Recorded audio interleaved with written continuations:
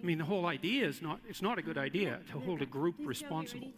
First of all, it flies in the face of the idea of the sort of justice systems that we've laid out in the West that are essentially predicated first on the assumption of individual innocence, but also on the possibility of individual guilt, not group guilt. We saw what happened in the 20th century many, many times when the idea of group guilt was enabled to get a foothold, let's say, in the polity and in the justice system. It was absolutely catastrophic. And so, okay, fine, group rights. Well, how are you going to contend with the alternative to that, the opposite of that? Or where's the group responsibility? And how are you going to hold your groups responsible? Well, we don't have to talk about that because we're too concerned with rectifying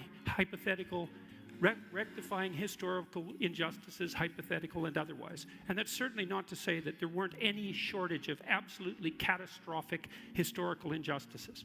That's not the point. The point is how you view the situation at the most fundamental level. And group rights are an absolute catastrophe, in my opinion. Come on, Michelle, come in on that point. This is something you've written about. The idea that, in identity politics, the identity of the group is absolutely a valid part of the discourse, and individuals could and should be seen and participate in groups as they enter into the civic space.